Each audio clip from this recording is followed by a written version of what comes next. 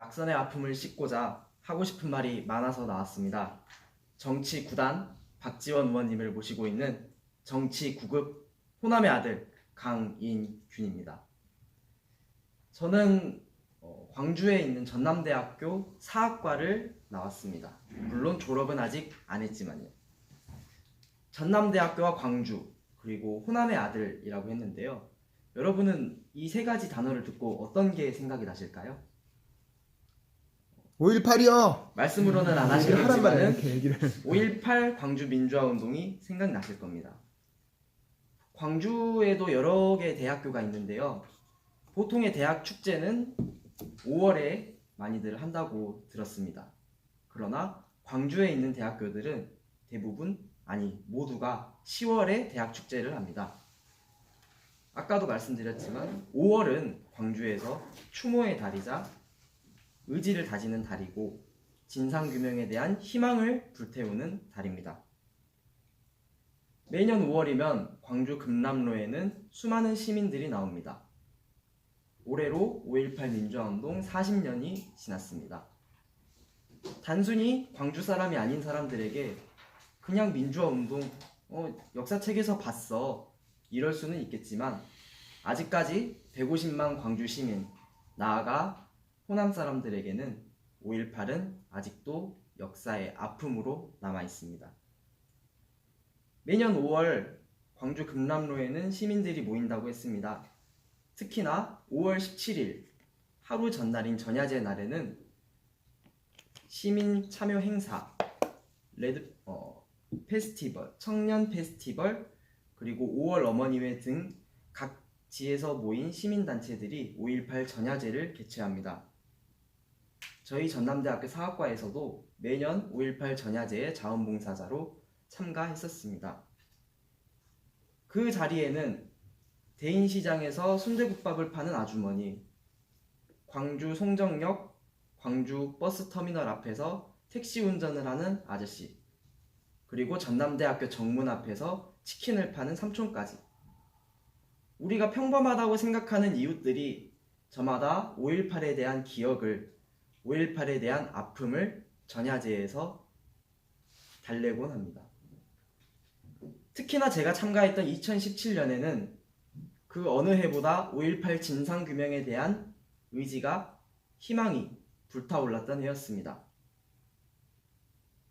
우리가 어떻게 대통령 끌어내리고 뽑은 대통령인지 올해는 진상규명 되겠지라 모두가 이랬습니다.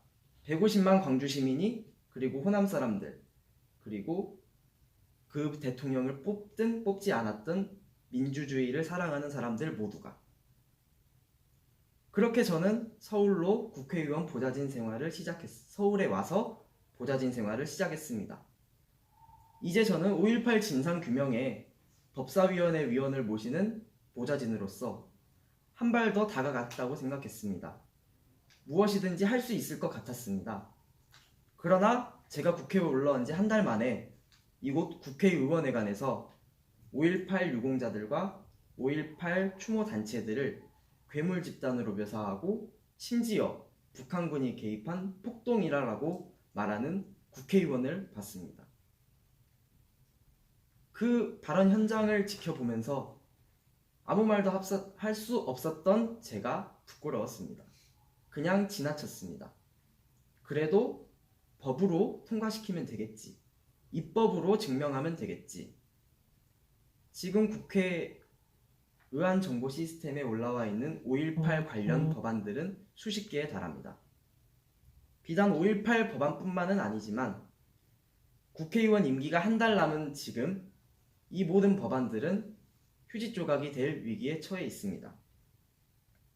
특히나 20대 국회 막바지 패스트트랙과 조국 장관 청문회로 여야 모두가 정쟁에 휘몰리고 말았습니다.